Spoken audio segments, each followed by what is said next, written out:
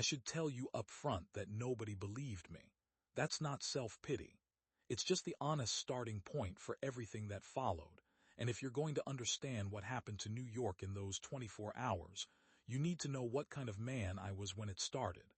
I was the kind of man people stopped listening to. The kind who carries a rolled-up comic book in his jacket pocket like a warrant card.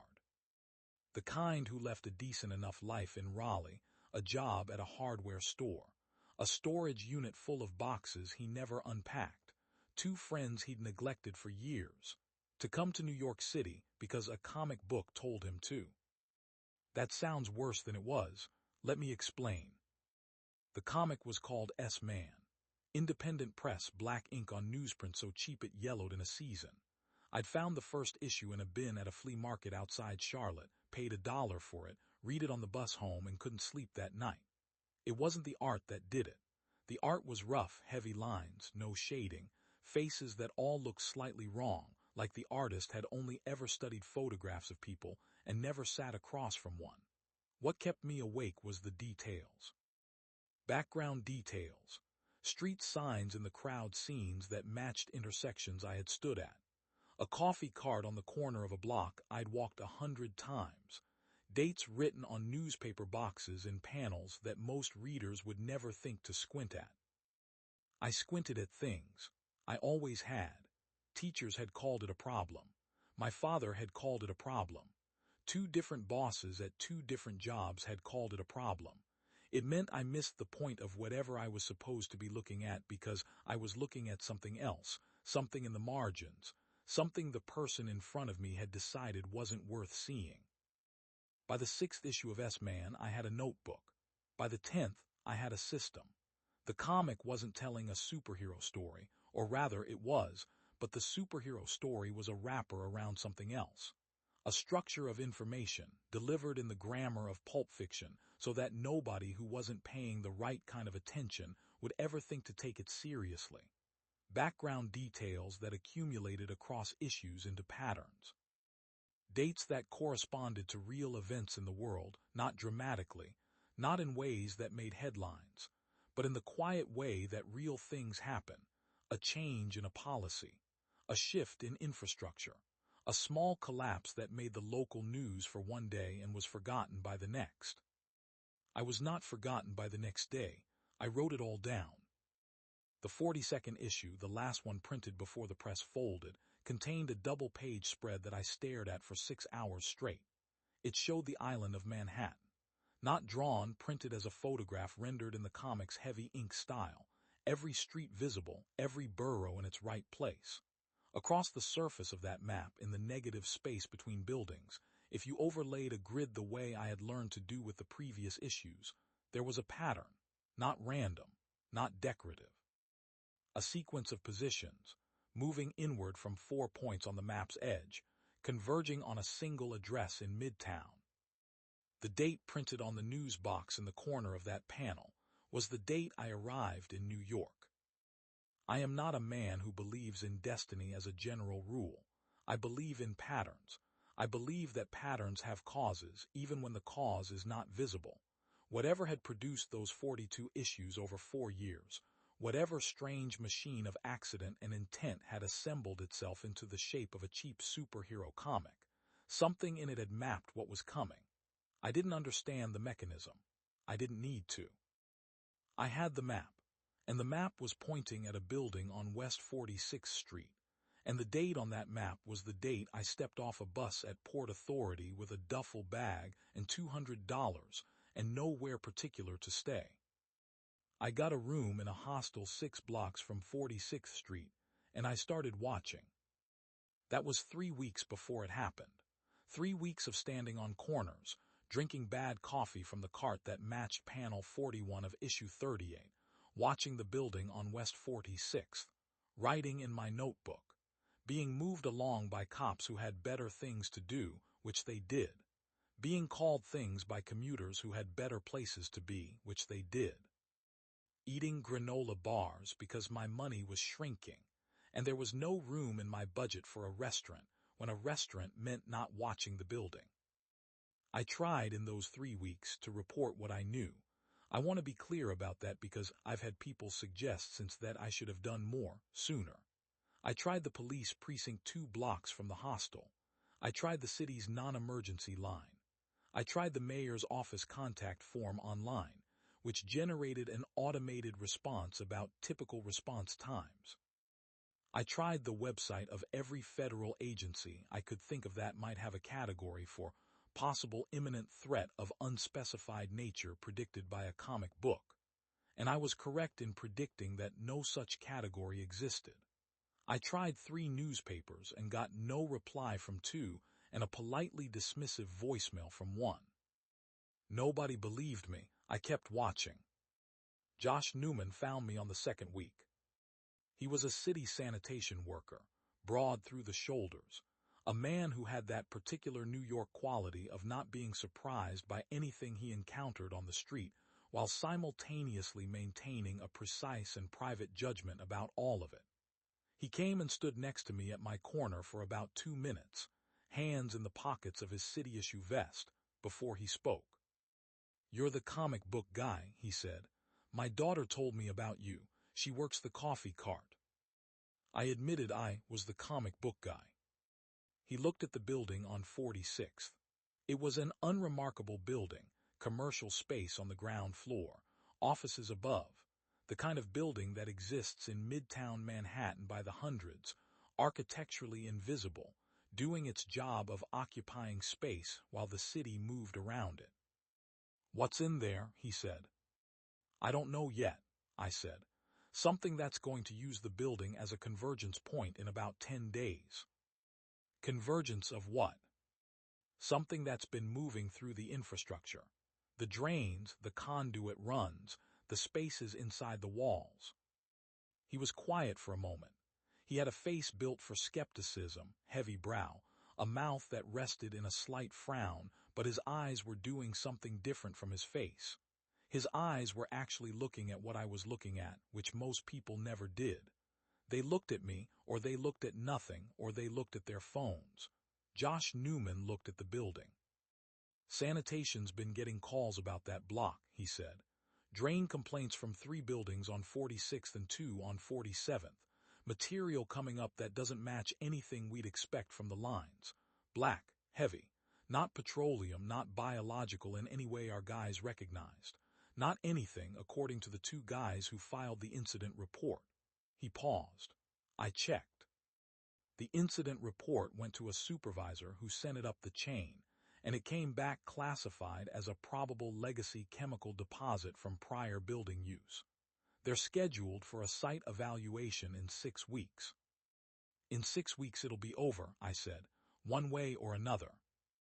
Josh Newman looked at me for a long time, then he looked at the building again.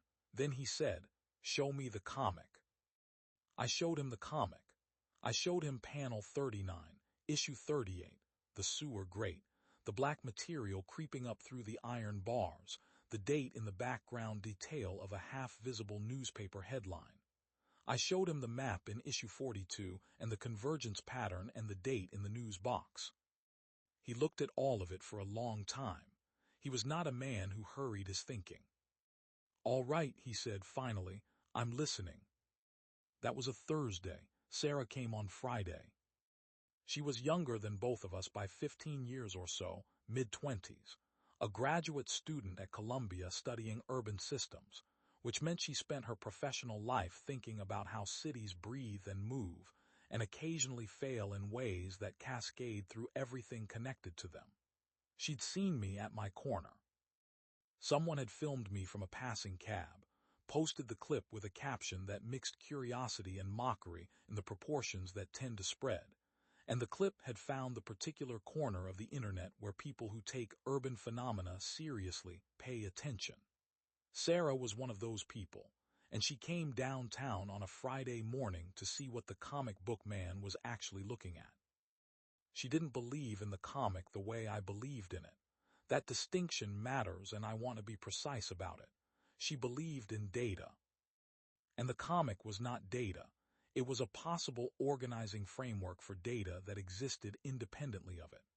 The drain anomaly reports were data. The positional sequence I'd derived from overlaying the issues was a hypothesis. What she did, sitting on my corner for 2 hours with the issues spread across her lap, was evaluate the hypothesis against the independent data. The arithmetic kept coming out the same way. If the pattern holds, she said finally, the convergence happens tomorrow night. Between 9 and midnight, I said, based on the rate of progression in the final 3 issues. Convergence of what specifically? I don't know specifically, but it starts at those 4 entry points and it moves inward. The building is the center. She looked at me with the particular expression of a person who has decided to take a thing seriously as a hypothesis while holding open the question of the person presenting it. It wasn't contempt. I'd seen contempt. This was something more careful than contempt. I'm going to make some calls, she said.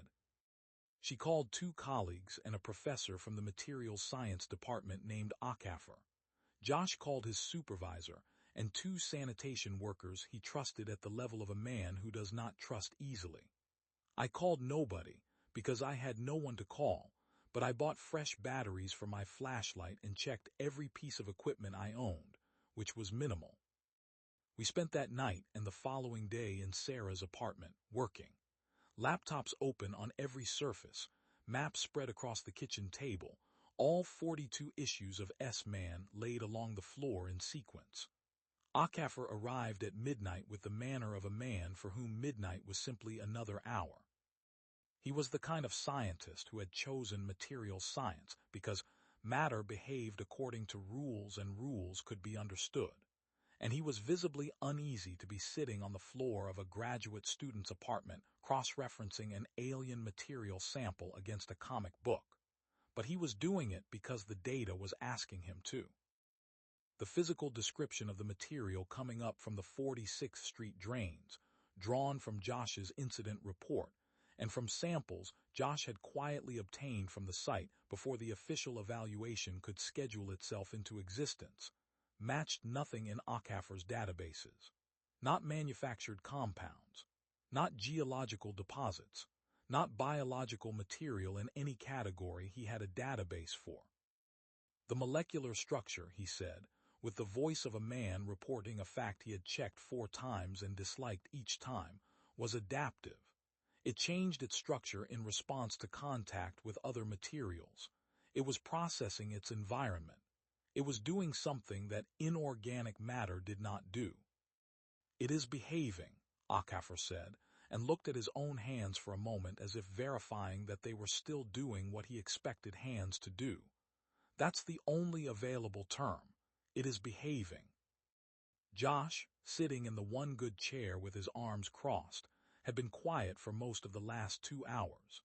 He processed the way certain men do, slowly, completely, without asking questions until he had something worth saying. It's using the infrastructure, he said. Whatever it is, it came in and found the existing pipes, the conduits, the cable runs, and it's moving through them. Moving through the city's own body like blood moving through veins, except it's not blood. That was the right image, and I said so. The question, Josh said, is whether we sit here and document it or whether we do something. Sarah said, we need to warn people. Josh said, warn them of what exactly? That there's alien material moving through the Manhattan drainage system, verified by a comic book, and a materials scientist working off a contamination sample of uncertain chain of custody. Sarah said, it's better than not warning them. I said we go see it first, then we decide. That was a decision I've been asked about many times since.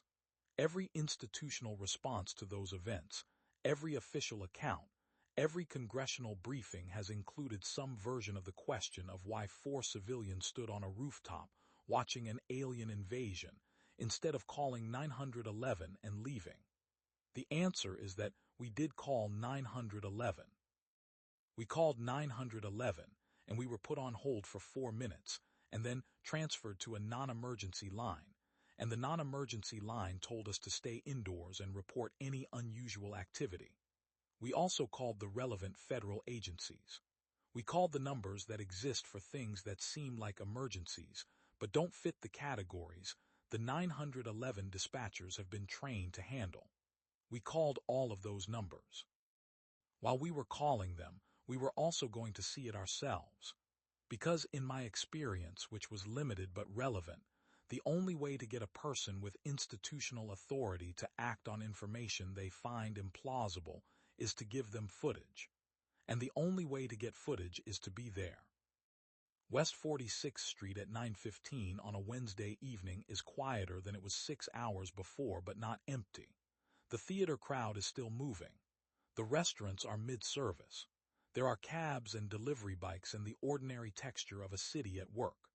We looked from the outside like nothing worth paying attention to, 3 people and a woman standing on a corner, which in New York is not an event. We heard the change before we saw it. Not a sound exactly, a pressure change. The kind your ears register as a heaviness in the air, a swallowing of ambient noise. The nearest streetlight flickered once and held. The one beyond it flickered and went out. The one beyond that. The darkness that followed was not the normal dark of a power outage. Normal dark is the absence of light. This dark had texture. It moved, spreading along the asphalt surface of the intersection with the unhurried intelligence of something that knew exactly where it was going and was not interested in being hurried. It found the lip of the storm grate at the center of the intersection, and it came up through it, and the motion was wrong in a specific way that I am still not able to fully articulate. It poured upward. It was not defying gravity. It was ignoring gravity as a consideration, the way a man who has already decided where he is going ignores weather. It spread across the asphalt in the way that water would spread, but it was making choices. A parked car, it moved around the tires. A fire hydrant, it climbed it slowly and deliberately, and where it touched the yellow paint, the paint dimpled and distorted, the metal beneath losing its definition at the edges, becoming uncertain of what it was. I watched the hydrant's precise manufactured shape soften into something more approximate and felt, for the first time, the real weight of what we were looking at. It did not consume. It did not explode or burn or destroy in any way I had been prepared by years of movies and television to expect destruction to look like. It rewrote. It touched a thing, and the thing continued to be itself mostly for a little while, but it was no longer entirely sure of what it was. And after a little while, it was something else. Sarah grabbed my arm. Josh said one word very quietly that I won't repeat here. I gripped the comic in my jacket pocket. From the 3 other points of the compass, the other entry points I had marked on the map, came sounds. Each slightly different, as if the same organism was expressing the same action through different instruments. A low grinding, subsonic and mechanical. A sound like heavy cloth tearing at a controlled rate, a frequency I perceived in my back teeth and my sternum rather than my ears. We ran.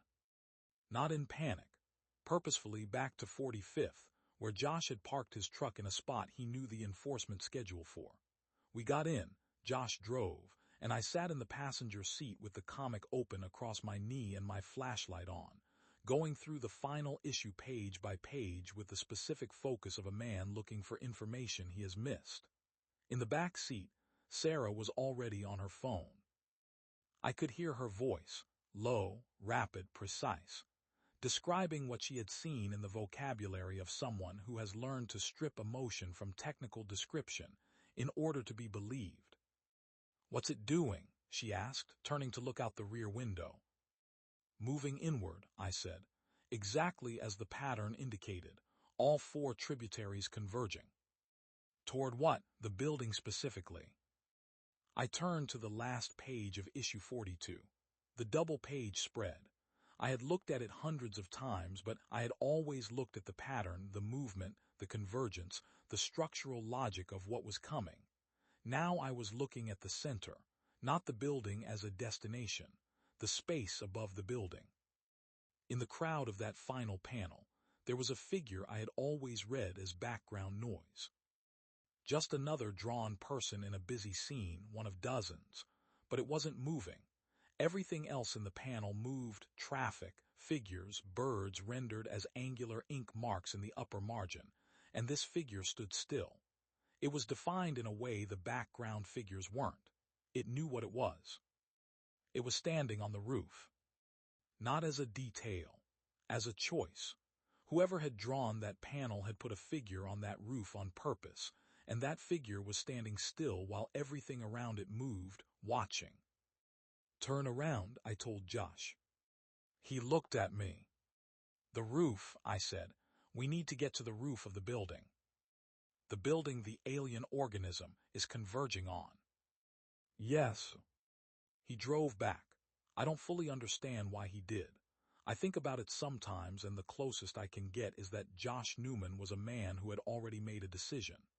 He had decided, at some point during the past 2 hours, that this was real and that real things required a response, and having made that decision, he was not interested in revisiting it.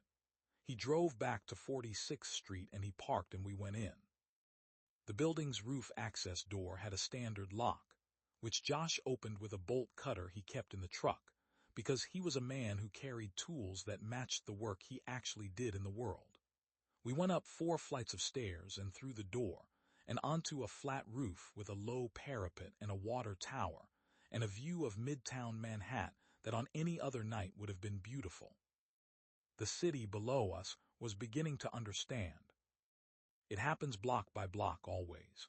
One person sees something wrong. They stop and they tell the nearest person, who doesn't believe them until they look, and then both of them stop, and in 5 minutes there are 16 people standing at the point of intersection between what they know to be true and what they are now seeing. The Inkfall, which is what the official reports would eventually call it, a term that came later, but the term fits so I use it, moved through that process the way a tide moves through sand. Steadily, without concern for what it passed through. Already 3 blocks deep from the 46th Street entry point when we reached the roof, and the 3 other tributaries visible as dark seams moving through the city's light, the street lamps along each tributary's edge flickering out in sequence like a fuse being walked along a line. I took out my phone and began filming. I filmed everything I could see and I narrated as I filmed the 4 entry points, the rate of advance, the behavior of the material at the leading edge, the specific way streetlights died and stayed dead rather than flickering back, the texture of the dark where it had fully settled. I described what we had seen at the grate. I described the hydrant. I described the sound from the 3 other entry points. I sent the footage in real time to every address I had prepared. Akafer's lab email, Sarah's department emergency contact, the city agencies, the news organizations, the federal tip lines. I sent it to the forum, the online community of S-Man readers who had spent years mapping the same patterns I had mapped, the 500 or so people spread across the country who would understand immediately what they were looking at. I had not thought much about the forum in the 3 weeks I'd been in New York. I'd thought of myself as the one person who had taken the comic seriously enough to act on it. That was wrong, and recognizing how wrong it was took me longer than it should have. Sarah was on her phone, talking to Akafer, transmitting the material data alongside my footage. Josh was on his radio, which reached frequencies that civilian phones couldn't, talking to supervisors in the sanitation department in the clipped, precise language of a man reporting a situation rather than asking for help. He was telling them where the Inkfall was. He was telling them what it was doing.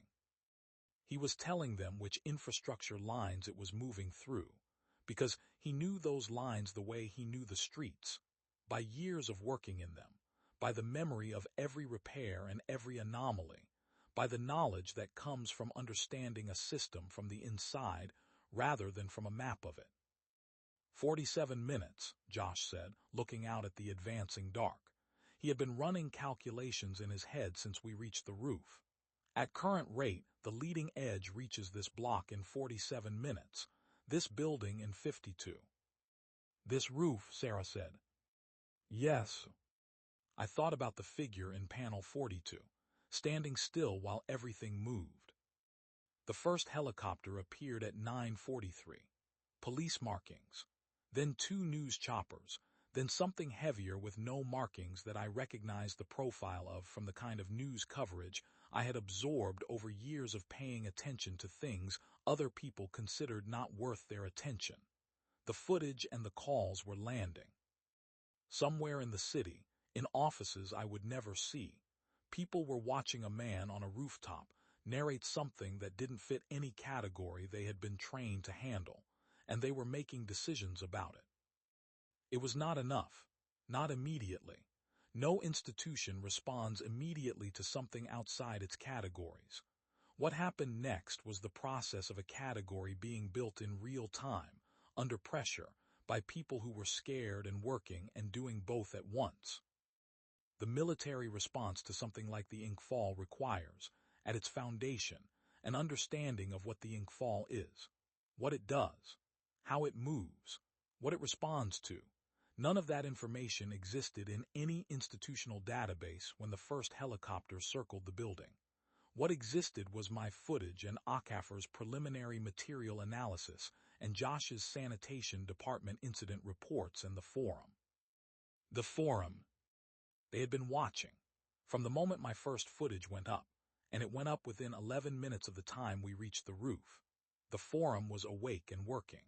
500 people spread across 12 time zones, many of them awake at the hours that serious obsessive communities tend to keep, most of them with the specific mixture of expertise and marginalization that comes from spending years being right about something that no one in a position of authority will acknowledge. Materials scientists, civil engineers, urban planners, systems theorists, a retired military man in Oregon who had spent his post-service career mapping infrastructure vulnerabilities as a hobby that his family had long since stopped asking about. They had all mapped what I had mapped. Some of them had gone further. The drainage system of Manhattan is not a single continuous network. It is a patchwork of systems built over 150 years, joined imperfectly, with gaps at the joints between old infrastructure and new, between systems built under different engineering standards, between the sections maintained by different city agencies that had never been required to coordinate their maintenance records. Points where the conduction path that the Inkfall was using stopped. Points where it would have to find another route, or wait for a capability it had not yet demonstrated. The forum had mapped those gap points years before this night, because the forum was interested in how cities fail and where the seams are, and the gap points in the drainage infrastructure were seams. They were the walls of a maze, and the Inkfall was moving through the maze without knowing the maze had walls, because it had never encountered a maze before, because no city it had previously moved through had been mapped the way this one had been mapped by people who had no reason to map it except that they found it interesting. In those first 2 hours, while the containment was still a theory and the Inkfall was still advancing, we watched it rewrite 11 city blocks. I say rewrite because that is the accurate term and I want to be accurate. Destruction would have been easier to process. Destruction you can quantify square footage, structural damage, cost of replacement. What the Inkfall did was subtler and worse. It moved through a block and the block was still there. The buildings were still standing. The streetlights that hadn't burned out were still burning. The cars were still parked where they had been parked, but the surfaces were wrong. The asphalt had a quality that asphalt doesn't have, a slight give under pressure that concrete and tarmac and 100 years of compressed use doesn't produce. The brick faces of the buildings along the leading edge had softened at the mortar lines, the joints between bricks becoming less distinct, less sure of where one ended and the other began. 3 storefronts on the south side of 47th had their signage intact, but the letters were drifting, the fixed printed text becoming slightly approximate. As if the certainty of the letter forms was a position the material was no longer fully committed to. I filmed all of it. I described all of it. I kept my voice as flat as I could because flat was more credible than anything else, and I needed to be credible. There were people who hadn't gotten out. Not many. The city's response at the street level was faster than I expected, because New Yorkers have a specific relationship with things that are visibly wrong. which is that they move away from them immediately and efficiently, and without requiring instruction. But there were people who had been inside buildings when the Inkfall reached the outer walls, and who were now, from what we could see from the roof, still inside those buildings. Moving around in the way people move when they are confused and not panicking yet. The pre-panic stage where the information hasn't fully organized itself into the shape of something you should run from. Two of them came out of a restaurant on the ground floor of a building the Inkfall had partially covered. A man and a woman, maybe 60 years old, moving quickly and close together. The woman holding her purse against her chest with both arms the way people hold things they are not going to drop. They made it to the intersection at 47th and turned north, away from the building, and they kept moving and I watched them until I couldn't see them anymore. A third person, younger, alone, carrying a bag that might have been a camera bag, came out of the building next to the restaurant and stopped on the sidewalk and stood there looking at the surface of the street, just looking at it. I understood what he was seeing. The sidewalk was wrong. The surface had that quality I described. He was standing there doing the thing that I had done at the flea market outside Charlotte, when I first found the comic, squinting at the background detail, trying to understand what his eyes were telling him. He turned and he looked up. He looked directly at the roof where we were standing. I don't know if he could see me clearly at that distance. The light was low, but I was holding a flashlight and I was filming and I pointed the flashlight at him twice, the international signal for I see you, and after a moment he turned and walked north fast, and I watched him until he turned the corner. I don't know who he was. I added that observation to my narration, male, young, camera bag, 47th and 9th, heading north, possible footage of the leading edge, and sent it along with the rest. Whether anyone found him or he found anyone, I don't know. That was the hardest part of the night. Not the Inkfall itself. The Inkfall was a problem with the shape of a problem, and problems with the shape of a problem can be worked on. The hard part was the people I couldn't help directly, the ones I could see from the roof but couldn't reach, the ones I had to trust to the information I was sending out into a network I didn't control and couldn't verify was working. Every time I sent a file, I was sending it into a void, and hoping that the void had people in it who were doing something with what I sent. For the first hour, I had no way of knowing. Josh's radio was the first confirmation. His supervisor's voice came back at 10:47 to report that a sanitation crew had sealed the junction at 9th Avenue and 48th on Josh's instruction, and that the Inkfall advance had stopped at that point. Stopped cold. The supervisor's voice had that particular flatness of a man reporting something he has verified 3 times because he doesn't trust it. It stopped, the supervisor said. It stopped, Josh confirmed. Like a wall. Yes. A pause. What is it, Josh? I don't know exactly, Josh said. Not ours. Another pause, then, give me the next junction. That exchange, 5 sentences, 40 seconds of radio communication, was the moment the response became real. Before that, we were 4 people on a roof filming something.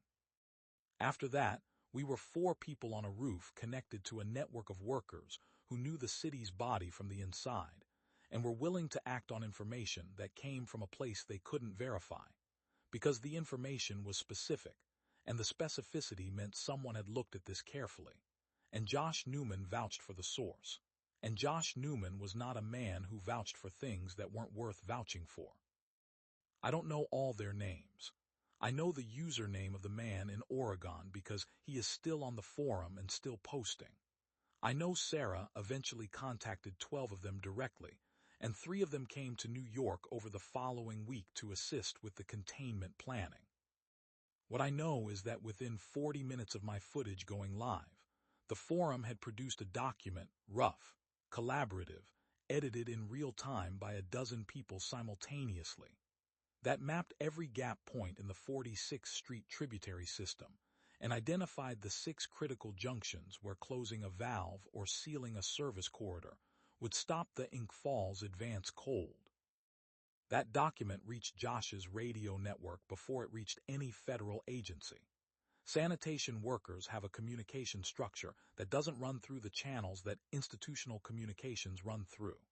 It runs through the people who know each other and trust each other because they have worked in the same tunnels and fixed the same pipes and eaten lunch in the same break rooms for 10 and 15 and 20 years. Josh made the calls. His supervisor made calls. Those calls reached the specific workers who knew which valves and which corridors the forum document was pointing at. The Inkfall was 41 minutes from the building when the first junction was sealed. It stopped there. Not permanently, it would find another path eventually, and it did, but finding another path took time, and time was the resource we were fighting for. Each junction sealed bought more time. Each additional minute bought more footage bought more institutional response bought Akafar's team the ability to say something official about what they were seeing. What they were seeing in the 43rd minute of observation was that the Inkfall responded to disruption at a specific electromagnetic frequency. Not violently, it didn't react the way a living creature in pain reacts. It paused. It processed. The colonial intelligence operating the Inkfall had never encountered that frequency in this density of contact medium, and encountering something new required a processing interval that Akafar, who had by this point been awake for 22 hours, and was operating with the focused clarity of a man who has burned through tired and come out the other side, described as approximately 3 to 4 minutes of effective suspension of advance. 3 to 4 minutes per exposure, repeatable. That finding, transmitted at 11:17 in the evening to the right address in the right federal agency, produced a phone call to the cell tower network that covered a 12-block radius. The call authorized a coordinated pulse at the frequency Akafar had identified. The authorization required 3 people to agree to it, and all 3 agreed in under 90 seconds, because they had been watching the footage for 2 hours, and they understood that 90 seconds was the appropriate speed for this decision. The leading edge of the Inkfall stopped. Not permanently, not everywhere, but it stopped at the leading edge, and the stopping gave the containment boundary time to be built, not with military technology, not with equipment that had been designed for this purpose, because no such equipment existed. With service corridor doors and valve wheels and drainage seals, and the knowledge of infrastructure workers who knew where every junction was because they had fixed every junction at least once. I watched it from the roof. I filmed it from the roof. I narrated what I was seeing in real time until my voice was raw and my phone battery was at 4%, and Josh lent me his portable charger, which he had in his vest pocket because he was the kind of man who carried what he needed before he knew he needed it. At some point in the 3rd hour, Sarah came and stood next to me at the parapet. "The containment is holding," she said. "Akafar thinks, and he is being careful about the word thinks, that the leading edge is not advancing." "Is it retreating?" "Not yet." Above us, the lights in the sky had been there since 11:30. I had filmed them when they appeared and had been filming them at intervals since. They were not moving. They occupied a fixed position above the city in the gap between 2 cloud banks, geometric and patient, the lights of something that had come to observe the outcome of something it had already set in motion. I did not know whether they were communicating with the Inkfall below or only watching. I did not know whether what we had done, the sealed junctions, the M-pulse, the containment boundary built in real time by sanitation workers following a document produced by a comic book forum, registered to whatever intelligence occupied those lights as a meaningful response or as noise. I filmed them. It was what I knew how to do. Around 4 in the morning, Sarah touched my arm. The lights were gone. Not suddenly. I hadn't been watching them for the last 20 minutes. When I looked up, the space between the cloud banks was just sky. Whatever had been there had left without announcement, without observable departure, simply was no longer there. 15 minutes later, Josh, who had not slept and showed no particular interest in sleeping, said, "It's pulling back." I looked out at the city. Along the tributary that had been advancing toward us from the west, the leading edge of the dark was retreating. Not fast, not uniformly. In the way a tide retreats unevenly, with hesitations, leaving marks on everything it touched but retreating. By 6 in the morning, the convergence had reversed at all 4 points. By 8, the Inkfall was gone from the streets. By 10, sanitation and engineering crews, with ACAFR's protocols transmitted to their supervisors overnight, were in the infrastructure following the retreating material, sealing and clearing and documenting. It was slow work. It took weeks. Some sections of the underground had been changed in ways that would take much longer than weeks to understand, and the arguments about what those changes were intended to accomplish are ongoing in rooms I am sometimes invited into. I was not a military man. I was not a scientist or an engineer or a person with any institutional standing in the response. What I had was a map of where the thing was going and when, and that map served its purpose, and then other people with other skills took over the work that came after the map. I went back to the corner of 46th Street 3 days later. The coffee cart was there. The woman who ran it looked at me the way she had for 3 weeks, the expression of a person who has decided that a regular customer's strangeness is not her problem. I bought a coffee. I stood at my corner. Engineers were going in and out of the building across the street, men and women in coveralls carrying equipment I didn't recognize. The building itself was intact. The Inkfall had not consumed it. It had simply used it as the center of a pattern, something solid to converge on, and the convergence had not been completed. I took out the 42nd issue. I looked at the double page spread one more time, the figure on the roof, standing still while everything moved around it, the date in the background news box. I put it back in my pocket and drank my coffee. I don't know who made that comic. I've tried to find out, and I've had better resources for that search since the events than I had before them, and it leads to the same dead end. The press that printed it dissolved after the final issue. The creator credit was a pseudonym that traces to a filing address that no longer exists. The distribution company that placed it in the bins and boxes and backroom sales, where people like me and the forum members found it over 4 years, has no verifiable current address.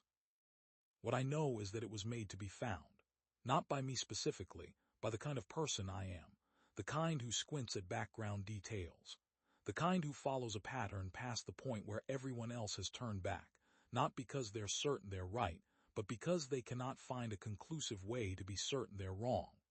The comic was calibrated for that kind of attention. It rewarded that kind of attention.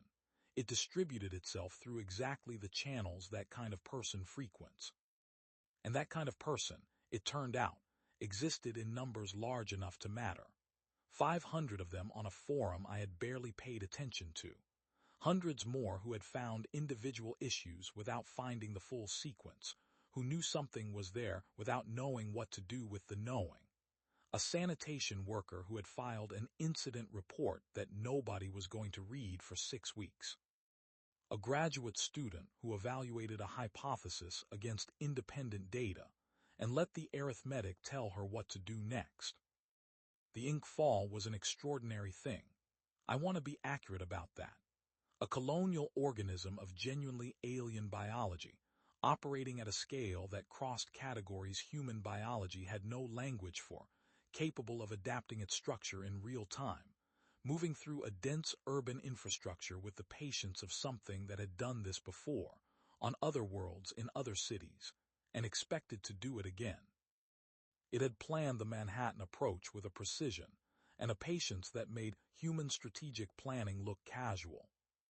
It had not, in that planning, accounted for the specific human tendency to find meaning in noise, to collect the marginal observations that everyone else discards, to build from those observations a model of something that shouldn't be there, and then to hand that model sideways, person to person, through the informal channels that exist parallel to every institutional channel.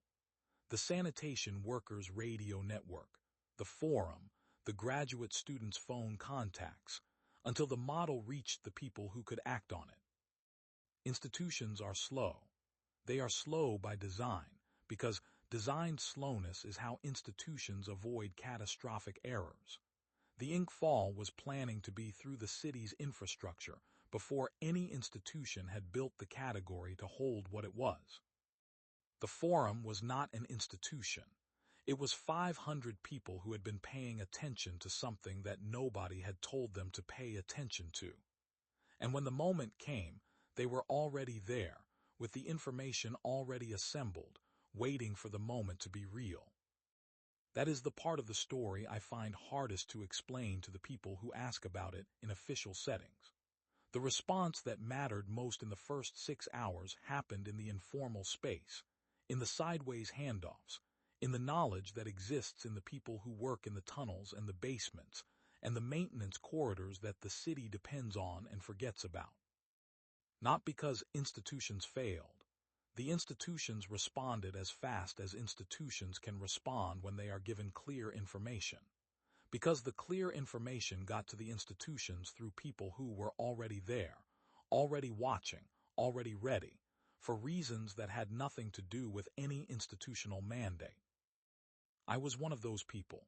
I don't know what that makes me. Josh has opinions about that question and declines to share them in any form I'd be comfortable repeating.